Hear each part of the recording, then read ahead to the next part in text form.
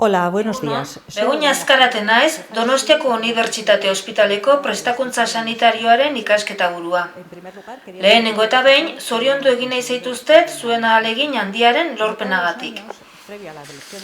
Urtero, Egoiliarrok plazak aukeratu aurretik, ate irekien jardunaldi bat antolatzen dugu, eta etorkizuneko egoiliarroi bertan aurkezten dizkizuegu gure probintzian eskaintzen diren espezialitateen ezaugarriak, zuek nolabait Gipuzkoara erakartzeko. Urte askotako esperientzia dugu espezialistak prestatzen, eta bermatu egiten dugu prestakuntza programetan jasotzen diren gaitasunen erabateko lorpena. Jardunaldi hauetan gaitasun horiek ezagutzera eman nahi ditugu prestakuntza batzordeen, tutoreen eta egoiliarren ekarpenekin. Iaz bezala, aurten ere egoera epidemiologikoak ez digu uzten ate irekien jardunaldia modu presentzialean egiten. Beraz, Zoom bidezko bileren programa zabal bat prestatu dugu. Bilera horiek martxoaren 21-tik apirilaren 4 bitartean egingo dira. Jardunaldi horietan, Gipuzkoan eskaintzen diren espezialitateetako egoiliarrok plataforma horretara konektatuko zarete. Gure ospitaleko espezialitate desberdinei buruz nahi adina galdera egiteko. Web horrian daude jardunaldien programa, espezialitate bakoitzaren konexio eguna eta ordua, eta baita konexio bakoitzaren idea eta pasahitza ere.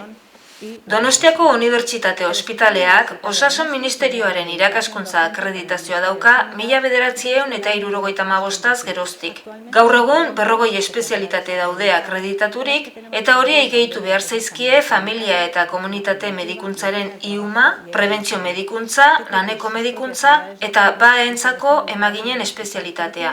Hauek beren irakaskuntza unitateak dauzkate eta ez daude ospitalean kokaturik, baina euren egoiliarrek gure zentroan jasotzen dute prestakuntza. Prestakuntza batzordean, prestakuntza multiprofesionala sustatzen dugu. Aurten Donostiako Unibertsitate Ospitaleak 101 egoiliarrentzako prestakuntza eskaintza du. BAME, BAE, BABE, BAFE eta BAPE-entzat. Ospitaleak zerbitzu kliniko, mediko eta kirurgiko guztiak eta laborategi eta irudi zerbitzu guztiak ditu. Eta transplante hematologikoen erreferentziazko ospitalea da Euskal Autonomia Erkidego osoan. Gipuzkoako egitura sanitarioan, 4 eskualde ospitale daude, eta lankidetzako irakaskuntza hitzarmenen bidez, horiekin ezartzen diren harremanek irakaskuntza egitura oso integratu eraikitzen dute ospitalearen eta osasun eremuen artean.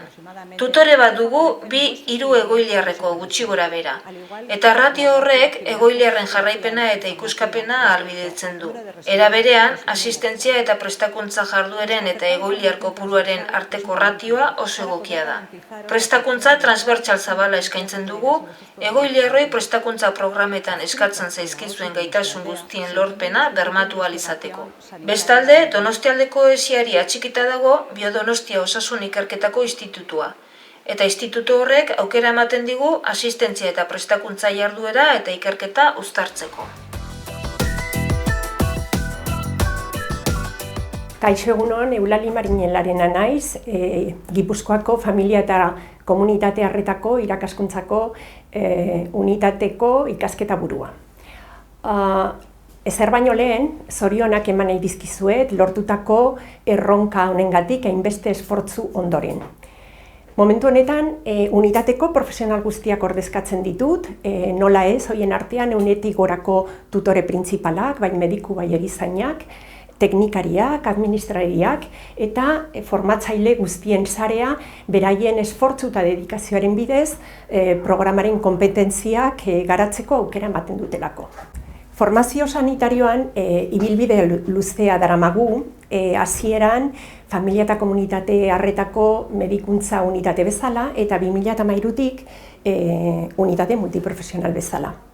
2019tik aurrera akreditatuta dugun gaitasun osoa eskaintzen dugu, hau da, 37 plaza BAME eta 14 plaza BAE. Nolabait ere, momentu honetan lehen arretan dagoen profesionalen belaunaldi erreleborako premiari erantzun nahian. Plaza horiek Gipuzkoa osoan banatzen ditugu, osasun zentroz eta erreferentzizko ospitalaz osatutako erakundeetan. Horiek dira, alde batetik Osi Donostialdea Tolosaldea, beste alde batetik Bidasoa, Goierri eta Debabarrena. Erakundetako dispositibo horietan itinerario formatiboa garatzen da, baina hortaz aparte oso importantea baita degun kursos, tallerrez eta saioz osatutako zeharkako formakuntza osagarri plana.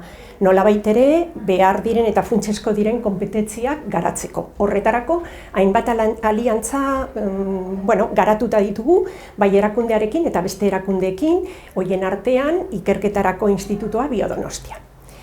Dena dela, hau dena pixka bat sakonago hitz egiteko, gonbidatzen zaituztegu, martxoak 29an degun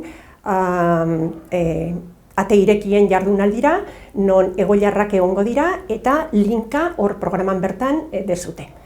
Horre ongo gea eta gogoz hartatuko zaituztegu. Eskerrik asko!